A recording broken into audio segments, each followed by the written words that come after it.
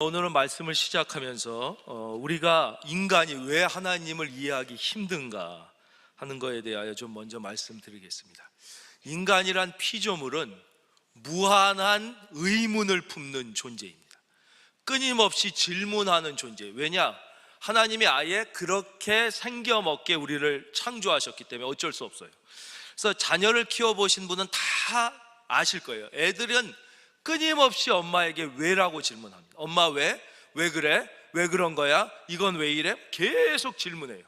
그렇게 하나님이 우리를 만들었어요. 그래서 인간은 질문하고 그 질문한 것을 탐구하고 그 탐구한 것을 경험하고 이러면서 이제 인류 문명이 발전하고 인간도 이제 성장하게 되는 거예요. 근데 이제 우리가 애들이 자꾸 엄마 왜 이래? 이건 왜 이래? 그러면 귀찮으니까 몰라도 돼. 쓸데없는 거 하지 말고 뭐 밥이나 먹어 막 이렇게 해서 애들을 이제 꺾어서 그런 거지. 근데 특별히 이 인간의 이 탐구의 본능, 질문하는 본능의 가장 위대한 힘은 지성입니다. 지성. 그래서 특별히 이 과학의 영역에서 지성은 어마어마한 힘을 발휘하죠. 그래서 이 지성이라는 놀라운 도구를 통해서 우리는 끊임없이 저 광대한 우주도, 어마어마한 상상을 넘어서는 우주도, 또 너무 작은 분자보다 더 작은 원자를 또 쪼개서 그 속에 원자, 핵과 전자, 입자, 그걸 이제 양자 물리학이라고 그러는 거예요. 그렇죠? 양자. 우리가 이런 데서 움직이는 이런 게 뉴턴의 고전력학이라면 어마어마한 우주에는 그게 통하지 않으니까 아인슈타인이 상대성 이론을 한 거예요. 어마어마한 우주에는 뉴턴의 시간과 공간이 일정하다 이런 법칙이 또 안 통해요. 근데 너무 작은 부분엔 또 이게 둘 다 안 통하니까 드디어 양자역학이라는 것을 우리가 탐구해서 실험하고 이것을 경험해내는 거죠.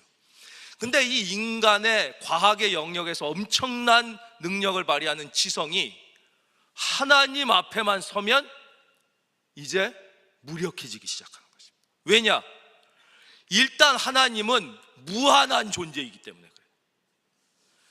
측정 불가능의 무한한 존재인데 인간의 지성은 일단 유한성에 갇혀 있어요. 이게 첫째예요. 유한함으로 무한함을 이해하려고 그러니까 이해가 되지 않는 것이에요. 두 번째 더 중요한 사실은 뭐냐? 하나님은 피조의 세계 밖에 존재하시는 분이란 말이에요. 그러니까 우리가 아무리 커서 막 천억 광년 우주래도 이건 다 피조의 세계 안에 있는 거예요. 하나님이 창조하신 세계, 이걸 성경은 뭐라고 그래요? 보이는 세계라고 그래요. 보이는 세계. 아주 작은, 우리 눈에 안 보여도 현미경으로는 보이잖아요. 예. 그거는 피조의 세계란 말이에요. 근데 우리 하나님은 피조물이 아니셔요.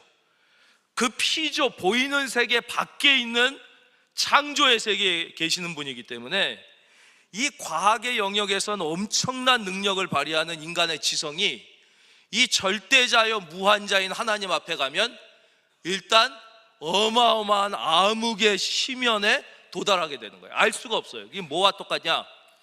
예수님 앞에선 본디오 빌라도와 똑같은 거예요. 본디오 빌라도가 예수님한테 물어보지요. 진리가 무엇이냐? 진리를 눈앞에 두고도 진리를 알 수 없는 거예요. 하나님이 우리와 함께 계시지만 인간의 지성의 영역으로는 이 하나님을 모르는 게 당연한 거예요. 빌라도가 그 질문을 할 때 답을 기대하지도 않았어요. 아예. 그래 그냥 진리가 무엇이냐 그리고 혼자 손 닦잖아요. 진리 자체이신 예수님이 계셔도 모를 뿐더러 그곳으로부터 진리가 나올 거란 기대도 못하는 거예요. 그래서 대부분의 지성인들은 사실 유물론자가 아니라 뭐로 귀결되죠? 불가지론자로 귀결되는 거예요. 당연한 거예요. 불가지론자가 뭐예요? 하나님이란 존재가 계신지 안 계신지 우리는 알 수 없다. 계실 수도 있고 안 계실 수도 있지만 우리는 알 수 없다 그러는 거예요. 그거를 불가지론자라고 그래요. 그래서 대부분의 지성인들이 이제 불가지론자로 가는 거예요. 인간은 그럴 수밖에 없는 존재인데 이제 하나님께서 그러한 인간에 대하여 주권적으로 자기를 알려주시려고 우리에게 다가오신 거예요. 이게 없었으면 결코 인간은 하나님을 알 수가 없어요. 지성으로, 이 과학의 영역, 탐구의 영역으로 하나님은 일단 경험되지도 않고 실험되지도 않고 보이지 않는 세계에 계시니까 하나님께서 우리에게 자신을 알려주시려고 나타나신 것을 뭐라 그러냐? 계시라고 얘기하는 거예요. 계시. 즉 하나님께서 우리가 지성의 영역으로 아무리 하나님을 알려고 해도 알 수 없지만 하나님께서 자신을 드러내 우리에게 보여주시는 방법, 그게 계시의 방법이에요. 이거를 이해하지 못하면 쓸데없는 과학과 기독교의 논쟁으로 가는 거예요. 쓸데없는, 이건 전혀 다른 분야예요. 과학은 지성의 분야고 바로 기독교는 계시의 분야인 거예요. 그래서 기독교를 좀 어려운 말로 계시 종교라고 그러죠. 그럼 하나님께서 어떻게 자기 자신을 우리에게 보여주시냐? 그게 첫째가 우리가 잘 아는 일반 계시 또는 자연 계시라고 얘기하는 거예요. 그건 뭐냐면 인간에게 이 대자연을 통해서 누구에게나 하나님을 정확히 알지 못하지만 어떤 절대자, 어떤 어마어마한 절대자가 있을 것처럼 느끼게 하시는 거예요. 예를 들면 이런 거죠. 하다못해 이런 컵도 누가 만든 사람이 있어서 있는데, 우리가 사는 이 지구, 저 어마어마한 태양, 저게 누군가 어마어마한 능력을 가진 어떤 존재가 만들지 않았으면 저게 어떻게 존재할 수 있을까? 이 우리가 전기도 켜고 막 발전소에서 막 만들어 가지고 막 라인을 보내서 전기가 오는데 저 어마어마한 태양, 그리고 사계절이 변화하고 봄, 여름, 가을, 겨울이 오고 지구가 자전하며 태양을 공전하고, 지구만 공전하는 게 태양은 또 은하계를 돌아요. 은하계를 공전해요. 은하계를 공전하고, 이 어마어마한 일들이 과연 어떤 어마어마한 능력과 영광을 가지신 어떤 분이 계시지 않다면 이게 가능할까? 라고 이렇게 미루어 알게 하는 것, 이것을 일반 계시 또는 자연 계시라고 그래요. 그래서 하나님이 이것을 성경에 두 군데서 우리에게 이제 알려주시는데, 먼저가 시편 19편 1절이에요. 하늘이 하나님의 영광을 선포하고 궁창이 그의 손으로 하신 일을 나타내도다. 쉽게 얘기하면, 야, 저 태양 봐라. 저게 누군가 창조주가 없다면 저게 어떻게 저렇게 빛과 열을 발할 수 있겠는가? 저 밤하늘에 무수한 별을 봐라. 이렇게 느끼게 하는 거예요. 신약에선 이걸 조금 더 자세히 말씀해 주셔요. 로마서 1장 19절. 이는 하나님을 알만한 것이 그들 속에 보임이라. 하나님께서 이를 그들에게 보이셨느니라. 20절. 창세로부터 그의 보이지 아니하는 것들, 곧 그의 영원하신 능력과 신성이 그가 만드신 만물에 분명히 보여 알려졌는, 이 자연을 볼 때, 지구를 볼 때 하나님이란 존재가 계시지 않을까, 이렇게 깨닫게 했다는 거예요. 20절 다시 한번 보여주세요. 그러므로 그들이 핑계하지 못할지니라, 이렇게 알려주셨다는 거예요. 그런데 이 일반 계시로는 충분하지 않아요. 우리가 이제 일반 계시를 통해서 어떤 절대자의 존재, 그분의 어마어마한 영광과 신성을 짐작할 수는 있지만, 그 하나님을 인격적으로 만나고 그분을 통하여 우리가 죄사함을 받고 하나님의 자녀가 돼서 그분의 음성을 들으며 그분과 동행하는 것. 여러분, 하나님은요, 여러분에게 말씀하시기를 기뻐하시는 분입니다. 여러분의 작은 신음에도 응답하시고요, 하나님은 놀라우신 분이에요.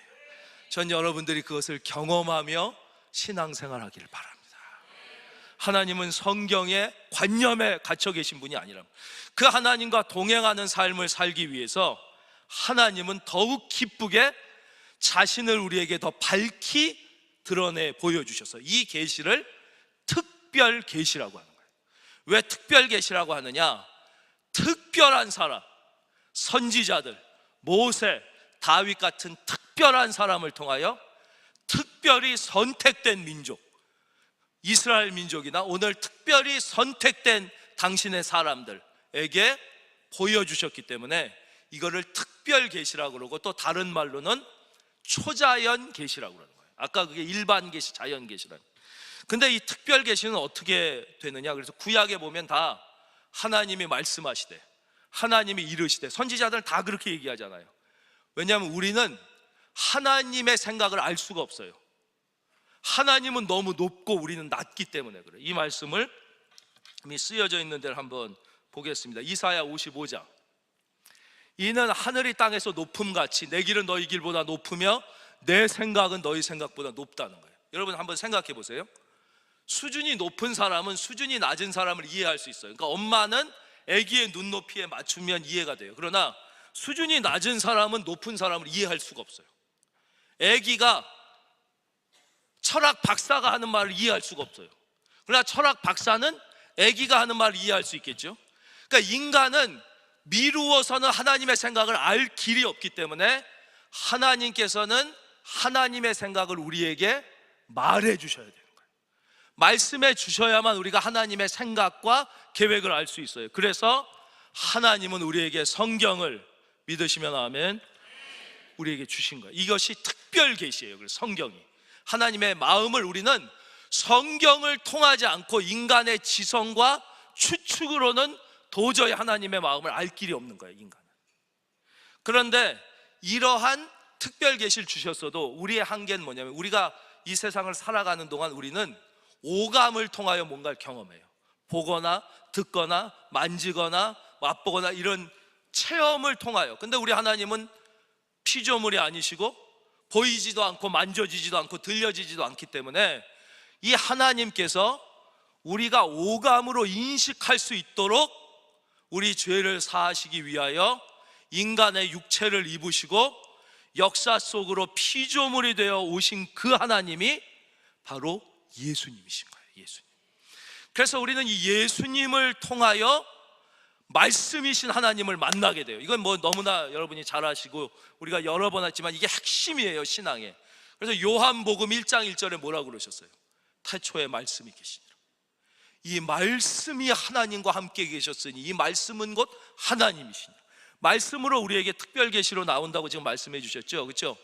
1장 14절 요한복음, 이건 다 같이 읽겠습니다. 우리 침 한번 삼키고 시작. 우리가 그의 영광을 보니 아버지의 독생자의 영광이요 은혜와 진리가 충만하더라. 바로 이 하나님의 말씀이 육신을 입고 우리에게 오셨어요. 그래서 예수님의 제자 중에 하나가 그러잖아요. 아니, 하나님을 믿으라고 그러는데 보이지 않는 하나님을 어떻게 믿습니까? 주님, 저한테 하나님 한 번만 보여주시면 믿겠습니다. 그랬더니 예수님이 뭐라 그러세요? 나를 본 자는 아버지를 보았거든. 나를, 왜냐하면 예수님이, 하나님이 보이는 모습으로 온 분이 예수님이신 거예요. 예수님이신 거예요. 그래서 요한일서 1장 1절에는 이렇게 우리에게 설명해 주고 계세요. 요한일서 1장 1절. 감사합니다. 방송. 태초부터 있는 생명의 말씀, 이게 누군지 이제 이해가 가지. 예수님에 관해서는 우리가 들은 바요, 눈으로 본 바요, 자세히 보고 우리 손으로 만지면, 아니, 말씀을 어떻게 봐요? 말씀을 어떻게 만져요? 이게 예수님이시니까. 그분이 우리가 경험되는 하나님으로 오시게 된 것이죠. 예. 그래서 우리는 이 하나님의 뜻을 예수님을 통하여 정확히 알 수 있어요.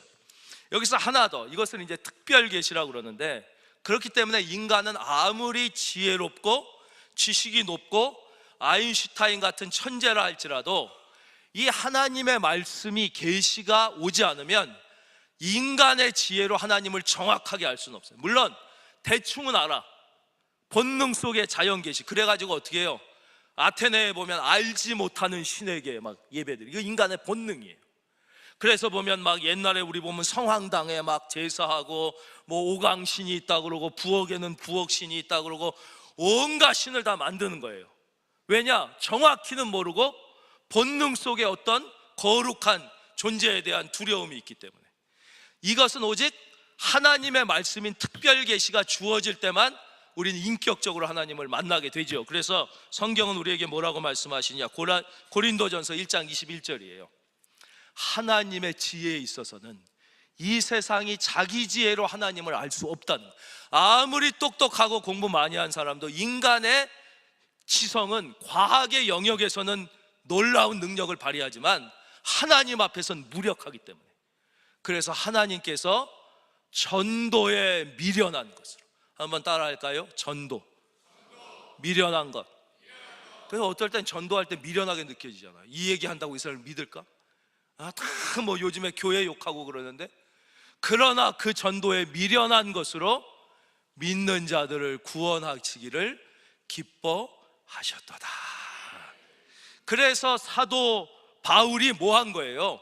전도한 거예요. 전도. 오직, 왜냐? 사람이 인간의 지혜론, 무슨 아리스토텔레스의 지혜, 플라톤의 지혜를 아무리 가져도 하나님을 인격적으로 만나고 구원받고 하나님의 자녀가 되고 하나님의 뜻을 알 수 없으니까 사도 바울이 이제 목숨을 걸고 다니면서 복음을 전한 내용이 사도행전에 쭉 기록되어 있는 것이지요.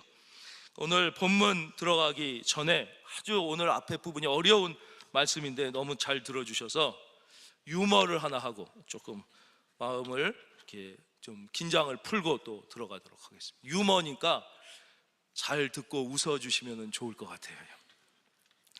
어느 사형수가 이제 얼마나 긴장되겠어요. 마지막 사형을 받는데 간수한테 마지막 부탁이 하나 있습니다. 간수가 마지막 부탁 얘기해 보면 들어주겠다. 이제 목을 이렇게 매서 목 매달아 죽이는데, 간수님, 저는 목에 간지럼을 많이 타는데 목에 손을 안 대주시면 안 될까요? 별로 안 웃깁니까? 그 위기의 순간에서의 그래 이제 간수가 말도 안 되는 소리 하지 말라고 이제 목에 딱 줄을 매서 이제 죽게 된 거예요. 그래서 이제 마지막 목사님이 기도를 해주시는 거예요. 주로 이제 사형수에게 마지막 기도를 하는데, 너무 두려워하지 마십시오. 오늘 당신은 주의 만찬에 초대되었습니다. 그랬어요. 그랬더니 간수가, 목사님, 전 금식 중인데 대신 가주시면 안 될까요? 제가 유머 능력이 좀 떨어진 것 같습니다. 앞으로 더 연습을 많이 해서. 자, 이제 본문으로 들어가겠습니다. 자, 왜 사도 바울이 이렇게 생명을 걸고 복음을 전했느냐? 이 특별 계시를 전하는 것입니다. 예수님을 증거하는 거예요. 11절, 우리가 드로아에서 배로 떠나 사모드라게로 직행하여 이튿날 네아폴리로 가고, 12절, 거기서 빌립보에 이르게 된 것입니다. 빌립보. 바울은 원래 소아시아로 가고 싶었는데 하나님께서 그 길을 막으셨어요. 처음부터 빌립보로 가라 그러면 얼마나 좋겠어요. 그러나 하나님은 그렇게 하시지 않는다는 거, 이게 아주 중요해요. 아브라함도 처음부터 어디로 가라 그러시면 편할 거 아니야. 안 그래요. 너는 너의 본토 친척 집을 떠나 내가 내게 지시할 땅으로 가라. 갈 바를 알지 못하고 가는 거야. 한 걸음 한 걸음 인도. 모세도 똑같아요. 처음부터 딱 알려주시지 않고 그냥 인도하는 거예요. 처음엔 홍해 앞에 인도했다가 홍해 뚫고 나오니까 구름 기둥과 불 기둥이 있어서 구름 기둥이 가면 모세도 가고, 구름 기둥이 멈추면 모세도 멈춰요. 아무리 가고 싶어도 구름 기둥이 10년 동안 멈춰 있으면 10년 못 가는 거예요. 아무리 쉬고 싶어도 구름 기둥, 불 기둥이 가면 따라가야 되는 것이, 바로 이게 하나님의 자녀가 하나님의 인도함을 받는 방법이에요. 이게 뭐라고요? 한번 따라하겠습니다. 하나님의 자녀가 하나님의 인도를 받는 방. 근데 우리는 왜 하나님의 인도를 못 받느냐면, 내 계획이 하나님의 생각보다 좋다고 생각해서 하나님을 자꾸 설득 혹은 조종하려고 하는 거예요. 내가 이런 계획을 갖고 계시니 하나님, 내 생각을 들어주시오. 당신이 나보다 더 좋은 계획을 가지고 있을 수 있겠습니까? 내 인생인데. 그래서 자꾸 하나님을 설득하거나 안 되면 조정하려고 그래요. 아니, 우리가 6대 독자인데 아들을 안 주면 어떻게 합니까? 이제는 아들을 주셔야죠. 이러면서 하나님을 협박하는 것이죠. 기도를 안 하는 것보단 나을지 모르겠지만, 이것은 하나님의 자녀가 하나님의 인도하심을 받는 게 아니라 내가 하나님 위에 서서 하나님을 조정하는 거예요. 그리고 논리를 막 전개하고 내가 이러니까 하나님은 내 뜻대로 해줘야 된다 그러고, 그게 아니라 하나님은 사도 바울에게 이 빌립보로 가는 여정을 통해서 이거를 다시 한번 깨닫게 해주신 거예요. 여러분, 하나님이 여러분을 여러분보다 더 사랑하시고 여러분보다 더 놀라운 계획을 가지고 계심을 받아들이시기를 바랍니다. 수용을 해야 되는데 우리가 수용하는 데까지 시간이 너무 많이 걸려요. 계속 거부하고 저항하고 그래가지고 나중에 할 수 없어서 수용하면 그는 너무 안 수용하는 것보단 낫지만 빨리 수용을 해야 돼요. 예를 들면, 이건 좋은 예는 아니지만 암 환자를 보십시오. 그 부모님들에게 너무 암 걸렸는데 안 알려드리더라고요. 알려드리면 놀라서 빨리, 아니에요. 빨리 얘기를 해줘서 수용을 해야 돼요. 아, 난 암이 걸렸구나. 그럼 어떻게 치료할 것인가? 안 되면 빨리 나의 마지막 삶을 잘 정리할 기회를 줘야지. 근데 대부분 안 되는 사람은 그걸 거부해요. 내가 왜 암에 걸리냐? 내가 왜 재수없게, 나는 담배도 안 폈는데 암에 걸리냐? 왜 재수없게 내가 젊은데 암에 걸리냐? 아무리 거부하고 해봤자 소용없다니까요.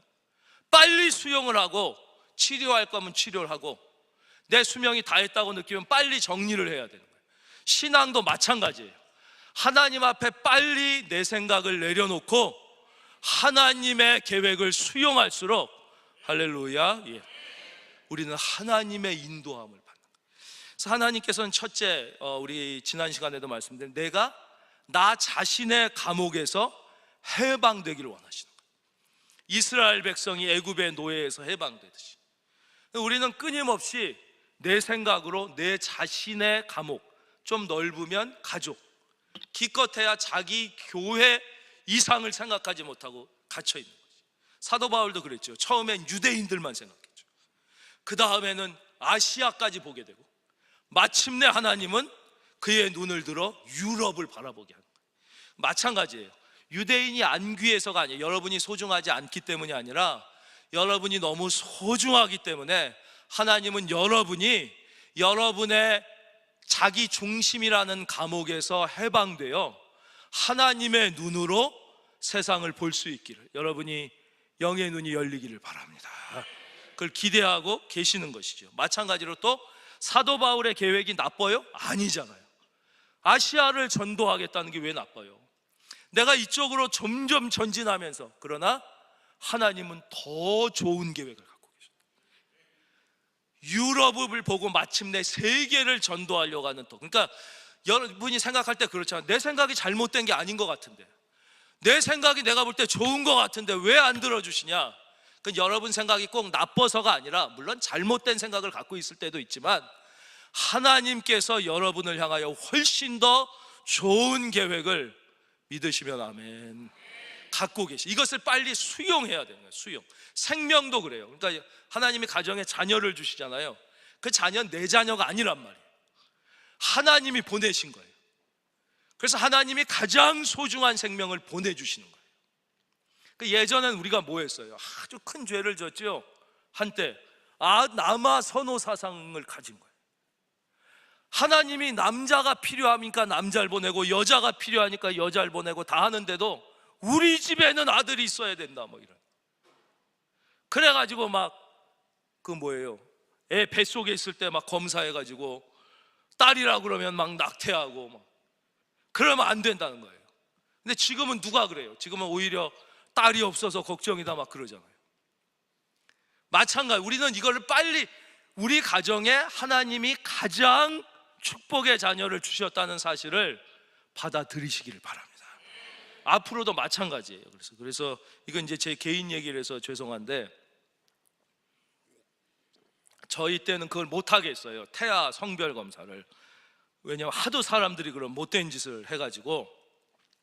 근데 저희 때도 뭐는 했냐, 기형아 검사는 했어요. 기형아를 이렇게 해서, 이제 기형아라고 판단되면 이제 기형아 검사를 병원에서 하라고 그러셨어. 저희 부부가 기도하고 저희는 기형아 검사를 하지 않겠습니다. 그 의사 선생님이 깜짝 놀라면서 이거를 왜 꼭 해야 되는 검사를 안 하냐고 그랬어. 하나님이 주신 생명인데 혹시 기형아라고 해도 어차피 다 나와서 기를 거지, 뭐 저희가 목사인데 그때 전도사였어요. 저희가 애를 낙태하겠습니까? 그러니까 괜히 그거 검사하는 것보다 하나님이 주신 생명이라고 생각하고 그냥 낳겠습니다. 그랬더니 의사 선생님이 몇 번 저희 집 사람한테 다시 생각해보라고, 남편이 이상한 것 같다고 다시 설득해보라고 막, 예, 그랬던 기억이. 그러니까 여러분들에게 뭐 자녀 기형아 검사를 하지 말라는 게 아니라, 여러분도 내가 낳고 싶어서 이 세상에 온 게 아니에요. 그러면 뭐 남자 여자 선택해서 오고, 내가 키, 외모, 성격, IQ 선택해서 오는데 그게 하나님이 여러분을 창조해서 이 세상에 보내주신 거잖아요. 그러니까 나에 대한 인생의 마스터 플랜을 하나님이 가지고 계시는 것이죠. 그래서 하나님이 인도해 주시는 거예요. 그래서 우리가 이거를 깨닫고 순종하면 이제 인생의 방향이 바뀌게 되는 거예요. 한 번 순종하면 인생의 방향이 바뀌고, 두 번 순종하면 인생의 도약이 일어나고 3번 순종하면 인생의 기적이 나타나게 되는 거예요. 그래서 우리 중에 이상하게 하는 일마다 내가 안 된다, 이상하게 인생의 스텝이 자꾸 꼬인다 하는 분들은 순종하지 않아서 그런 거예요. 순종하지 않고 끝까지 아시아로 가기를 고집하니까 이게 인생이 계속 안 되는 거예요. 그래서 이것이 순종의 능력이거든요. 그럼 한번 우리 3부도 잘 하시니까 한번 따라하기. 제가 한 번 순종하면 그럼 여러분이 방향이 바뀌고 이렇게 해주시는 거예요. 한번 연습으로 한번 해보겠습니다. 한 번 순종하면, 예, 잘 하셨는데 2번째는 조금 더 크게 해주시면 더 좋겠어요. 2번 순종하면 도약이 일어나는 거예요. 이제 제가 두 번 순종하면 그러면 도약이 일어나고 이렇게 해주시는 거예요. 2번 순종하면 인생의 도약이 일어납니다. 마지막 3번 순종하면 기적이 나타납니다. 이거 마지막 하겠습니다. 3번 순종하면, 아멘. 그래서 이렇게 우리가 나의 삶을 하나님의 말씀에 순종에 맡기는 것, 이것이 그리스도의 삶이고 이것이 사도 바울의 생애와 하나님의 전도 역사의 특징이고 하나님의 자녀들이 하나님의 인도하심을 받는 원리라는 거예요. 원리. 그러니까 왜 내가 예수님을 믿으면서도 하나님의 인도하심을 경험하지 못하느냐? 그것은 이 하나님의 말씀에 순종하지 않고 계속 내 생각과 논리로 하나님을 설득하거나 조정해. 이건 꼭 저거 같잖아요. 프레젠테이션 하면서 1, 2, 3 이러니까 반드시 이렇게 해야 됩니다. 우리가 하나님 앞에 이런 식으로 마음을 먹고 신앙생활을 하면 하나님의 인도함을 받지 못한다는 것입니다. 그 다음에 12절입니다. 하나님이 우리에게 어떻게 빌립보를 소개해 주시는지 12절 다 같이 읽겠습니다. 시작.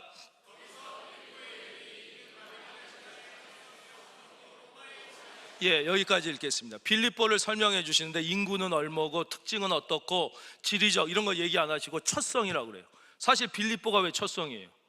뭐 그 첫 거는, 근데 왜 첫성이라고 그랬냐? 바로 여기서 유럽 선교가 시작됐기 때문에.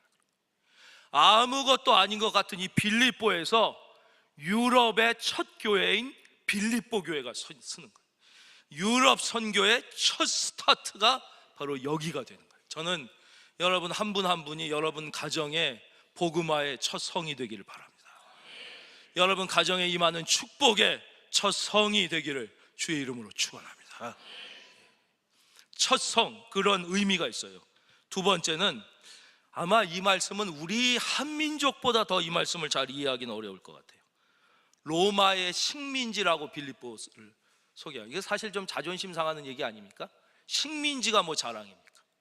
그러나 로마에 의하여 무력으로 점령됐던 이 빌립보에서 다시 시작된 복음이 이제 유럽을 정복하고 로마를 마침내 정복하게 되는 것이. 우리나라가 일본의 식민지였죠. 어쩌면 부끄러운 과거일 수 있어요. 우리가 조선 오랜 역사 동안 중국에 억압되어 있었죠. 그런데 왜 하나님이 중국과 일본이 아닌 한국을 택하시고 이 한국의 교회와 믿는 자들을 이렇게 일으켜 주셨네요. 저는 하나님께서 다시 이 한국을 통하여 이제 복음으로 일본을 정복하고 복음으로 중국을 정복하고, 이게 한국 아니면 어떻게 이 말씀을 이해할 수 있겠어요? 그래서 성경은 뭐라고 말씀하세요? 악에게 지지 말고, 너희는 절대 악을 악으로 갚지 말고 악에게 지지 말고 선으로 악을 이기라. 선으로. 그게 무슨 말? 바로 이거지요. 우리가 일본을 어떻게 이겨요? 야, 니들이 우리를 침략했으니까 우리도 힘을 엄청 길러가지고 우리가 무력으로 나중에 니들을 식민지 삼겠다. 아니에요. 그게 아니라 우리는 복음으로, 사랑으로 일본을 품는 거죠. 니들이 조선 500년간 인구 많다고 우리를 말이야 중국이 뭐 힘으로 눌렀냐? 이제 우리가 더 과학기술이 발전돼서 니들을 묵사발을 만들게, 이게 아니지. 우리는 복음으로 다시 이렇게 정복하게 되는 거예요. 그러니까 이 하나님께 순종하게 되니까 어떤 이런 일이 일어나는 거죠. 이 다소라는 작은 지역에서 태어난 바울이 유대를 보게 되고, 유대만 보다가 아시아를 보게 되고, 아시아만 보다가 유럽을 보게 되고, 마침내 세계의 중심인 로마까지 보게 되듯이 우리도 똑같아요. 우리도 뭐 어느 한 작은 동네에서 태어났던 우리가 이제 나뿐이 모르고 내 가족뿐이 모르고 기껏해야 내 교회까지뿐이 생각하지 못하던 자기 중심에 갇혀있던 우리가 예수님을 만나고 말씀을 듣고 복음에 순종하면서 이웃을 보게 되고, 우리가 민통선 지역의 저 교회들을 보게 되고, 할렐루야, 인도를 보게 되고 아프리카를 보게 되고 소수민족을 보게 우리가 이렇게 커지는 것이죠. 여러분들에게 이런 커지는 은혜가 있기를 바랍니다. 커지는 것, 이게 진짜 인간으로서 우리가 자라나게 되는 것입니다. 바로 이곳에서 수위를 유하게 됩니다. 12절, 수위를 유했다는 건 지난 시간에도 말씀드렸지만 불러주는 사람이 하나도 없었다는 거예요. 아는 사람도 하나도 없었다는 거예요. 아무도 환영해주는 사람, 갈 바를 모르고 갔다는 거예요. 오직 순종해 갔어요. 그러다가 마침내 안식일이 돼요. 13절, 안식일에 우리가 기도할 곳이 있을까요? 기가 막힌 말씀입니다. 드디어 우리로 치면 주일이 됐어요. 그러니까 이제 기도할 곳을 찾아요. 왜냐하면 유대인들은 10명만 모여도 회당을 세웠어요. 근데 여기에 회당도 없었다는 건 뭐냐? 유대인이 아예 거의 없었다는 거예요. 10명도 안 됐다는 거예요. 전혀 아는 사람 하나 없는 이곳에 가서 기도할 곳을 찾았어요. 여러분, 주의 자녀의 인생은요, 기도하다가 열리게 되는 것이에요. 무슨 계획하고 생각하고 염려하고 뭐 이러다가 열리는 게 아니라 하나님의 사건은 기도하다가 일어나게 되는 것이고, 성도가 어떻게 하나님의 인도를 받느냐? 기도하다가 하나님이 열어주시는 길을 발견하게 되는 거예요. 기도는 어떤 기도가 가장 좋은 기도냐? 모든 기도가 좋은 기도지만 감사 기도부터 시작해요. 가장 위대한 기도는 감사예요. 그래서 금화 피천득이라고 아시죠? 우리나라의 아주 대표적인 수필가이며 영문학자, 아마 서울대 영문학 교수였을 거예요. 그분이 내가 제일 사랑하는 그림이 있다. 바로 한 노인이 빵 하나와 스프를 놓고 감사 기도하는 그림들이 책에 쓰셨어요. 근데 참 놀랍게도 우암 김재순이라는 분이 계세요. 이분이 이제 국회의장을 지낸 분인데, 이분은 정치인으로 유명한 게 아니라 도산 안창호 같은 우리나라 민족 성각자의 제자인데 그 뜻을 필려고 하다가 이제 현실 정치에 참여해서 국회의장까지 되신 분이에요. 근데 이분이 훌륭한 분은, 이분이 민족의 정신을 고양하기 위해서 샘터라는 잡지 들어보셨죠? 그거를 처음 시작하셔서 좋은 글을 이렇게 내셨던 분이에요. 근데 이분도 그분 글을 읽어보니까 내가 제일 좋아하는 그림이 있습니다. 그거는 바로 한 초라한 노인이 빵 하나와 스프를 놓고 감사 기도를 드리는 그림입니다. 그 그림, 우리가 잘 아는 저 그림이에요. 저게 감사 기도라 이거예요. 저게 원래는, 저거를 그린 분은 로다인스트롬 나이벅이라는 분인데, 저 그림의 원래 제목은 은혜입니다. 은혜, grace, 하나님의 은혜에 감사. 저 할아버지가 저거를 기도하는 모습을 너무 감동을 받아서 이 화가의 아버지가 사진을 찍습니다. 그거를 나중에 이 화가의 딸인 이분이, 여류 화가, 이분이 사진을 보고 그려서 세계적인 작품이 된 거예요. 여러분, 식사할 때마다 기도하시죠? 우리가 왜 식탁 기도를 하는 줄 아십니까? 왜 우리가 식탁 기도를, 저도 이제 우리나라에서 복잡한 식당 같은 데 가면 다른 분에게 혹시 피해가 될까봐 우리 각자 조용히 기도하고 식사합시다 이럴 때가 많은데, 우리 애가 경건한 미국인 이런 사람들 보면 선교 같이 다니다 보면요, 너무 뜨겁게 기도합니다. 어느 나라에 가고 어떤 사람 많은 자리에서도.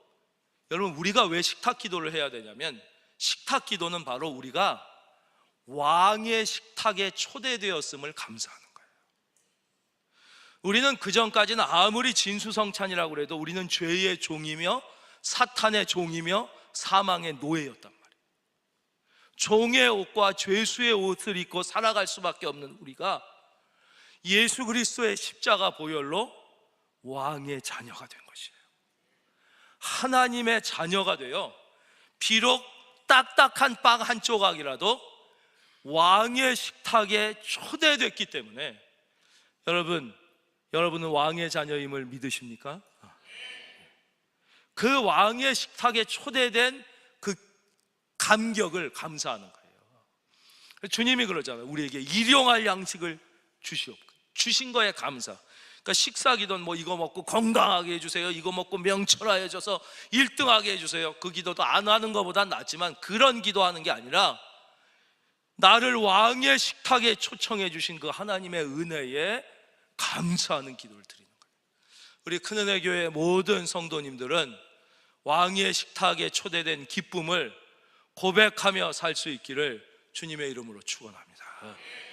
그래서 식탁, 다시 이제 본문으로 돌아가겠습니다. 거기서 누굴 만나냐? 안식일에 우리가 기도할 곳이 있을까요? 문 밖 강가에 나가 거기 앉아서 모인 여자들에게 말을 하는데, 근데 갈 데가 없어요. 그래서 어딜 갈까 막 그러다가 저기 샘터 강가에서 여자들끼리 모여서 빨래하는, 참 장면을 진짜 처량한 거예요. 아저씨들이 오죽 갈 데가 없고 불러주는 사람이 없고 할 일이 없으면 아낙네들이 물가에 모여 앉아서 빨래하는 데 가서 말이나 붙이고 있냐고요. 그러니까 인간이 볼 때 그렇게 처량한 거죠. 제가 어렸을 때 어느 아저씨가 한강에서 대낮에 낚시를 하고 계시더라고요. 그러니까 그 옆에서 그분 낚시한 걸 이렇게 보던 아저씨가, 아니 얼마나 남자가 할 일이 없으면 대낮에 여기 나와서 낚시나 하고 있냐고. 그랬더니 그 낚시하는 분이, 아니 당신은 얼마나 할 일이 없으면 남 낚시하는 거나 보고 있냐고 하는 그랬던 기억이 나는데, 진짜 할 일 없어 보이는, 근데 바로 거기에 하나님이 예비하신 한 사람이 있었다. 바로 10절입니다. 10절이 아니라 14절. 두아디라 시에 있는 자색 옷감 장사로서 하나님을 섬기는 루디아. 이 루디아는 남자로 치면 백부장 고넬료 같은 사람. 하나님을 인격적으로 아직 만나진 못했지만 마음속에 그 하나님을 경외하는 경건한 삶을 살고자 노력하고 살던 그분이 직업이 뭐냐? 옷감 장사. 근데 자색은 그 당시에 귀족들만 입는 옷이니까 고급 의류 디자이너, 뭐 앙드레 김 뭐 이랬을지도 모르겠어요. 그런 분을 만나는 거예요. 이 한 사람을 만나서 이 사람의 집에서 유럽의 첫 교회인 빌립보 교회가 세워지고 이 여인의 믿음으로 유럽 선교가 시작되는 거예요. 그러니까 어쩌면 사도 바울이 빌립보에 간 거는 이 한 여자, 이 루디아 한 여자를 만나러 갔을지도 모른다는 거예요. 그러니까 여러분, 우리도 그렇잖아요. 내가 평생 예수를 믿고 5명뿐이 전도를 못했다. 50년 예수를 믿고 겨우 5명 예수 믿게 하다니 너무 하나님 앞에 죄송하다. 그럴 수 있죠. 어떤 분은 내가 10년 교회를 다녔는데 겨우 1명뿐이 예수를 믿게 못했으니 너무 참 내가 이 땅의 세상에 사는 이유가 복음을 전하기 위해서라고 하나님이 그러셨는데, 그럴 수 있어요. 근데 너무 낙담하지 않아도 될 것은 바로 이것이에요. 그 복음을 들은 사람이 소수고, 여러분에게 그걸 받아들인 사람이 소수라 할지라도 한 사람이 이렇게 귀하다는 거예요. 여러분으로부터 복음을 들은 그 한 사람이 루디아일 수 있다는 것이에요. 여러분, 낙심하지 말고 때를 얻든지 못 얻든지 복음을 전하는 주의 자녀가 되기를 바랍니다. 또 여러분이 그렇게 되기를 바라는 거예요. 그게 하나님의 오늘 우리에게 주시는 메시지. 나 한 사람이 얼마나 귀하냐 하는 것이. 이 루디아 한 사람의 믿음이 나중에 온 가족이 이 세례를 받고 여기서 빌립보 교회가 시작되듯이 여러분 한 사람의 믿음이 하나님 보시기엔 그렇게 소중하다는 것이. 여러분, 루디아와 같은 한 사람이 되기를 주의 이름으로 축원합니다. 한 사람의 믿음이 그렇게 중요하다는 것입니다. 저는 한국 교회가 미래가 어둡다 이런 말에 결단코 동의하지 않습니다. 인구가 줄어드니까 학생이 없어지고, 그러니까 교회 학교가 없어지고 이제 교회는 텅텅 빌 것이다. 그건 지극히 인간적인 생각입니다. 여러분, 이 땅에 예수님 모르고 지옥 가는 사람이 4천만 명이 아직 있어요. 1,000만 명만 예수 믿어도 교회가 모자라서 자리가 없을 텐데 아예 전도할 생각은 안 하고 인간적으로 생각하니까 학교가 비니까 교회도 빌 거라 그러는 거예요. 여러분, 학교 안 가는 애들이 어디 있어요? 다 가잖아요. 학교는 모든 인구가 다 가게 지어놓은 건데 교회는 지금 이제 1천만 분이 안 믿는단 말이에요.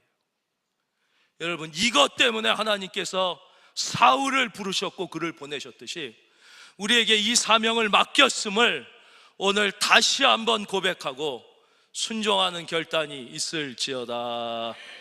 그리고 또 하나, 이거는 통계청 자료인데요, 우리나라 보니까 종교를 갖고 있는 사람이 종교를 갖고 있지 않은 사람보다 자녀를 훨씬 많이 낳아요. 얼마나 이게 바람직한 현상입니까? 특별히 종교도 봤더니 기독교인들이 그래도 가장 자녀를 많이 낳는 것으로 나왔어요. 그래서 봤더니 우리 교회에서 이렇게 청년으로 자라서 결혼한 분들은 2명 이상 안 낳은 친구를 제가 거의 기억을 못해요. 2, 3 이상 다 낳더라고요. 다. 별로 그렇게 반갑지가 않으신 모양인가 본데 저는 매우 반갑습니다. 예. 그리고 왜 암만 해도 믿음이 있으니까 생명의 주인이 하나님이시라는 걸 아니까 한 거예요. 그리고 또 교육에 대해서 하나 말씀드리면, 이거는 너무 오해하거나 상처받지 말기를 바래요. 그 피천득이라고, 이분이 이제 영문학에 대가고 영어에 우리나라 최고의 이분이 말씀하시기를, 자기 생각에 영어는 중학교 때부터 시작하는 게 가장 좋다. 내가 평생 영어를 공부하고 영어를 가르쳐진 바에 의하면 모국어가 완성된 다음에 영어를 배우는 것이 훨씬 좋다 말씀하셨어요. 우리 중에 영어 유치원 선생님도 계시고, 계세요. 또 영어 조기 교육도 열심히 시키시고 그런, 그게 잘못됐다는 건 아니에요. 그러나 그렇지 못하다고 낙심할 필요가 없다는 거예요. 우리 애는 내가 조기 교육을 못해서 영어를 못하나, 그런 게 아니라는 거예요.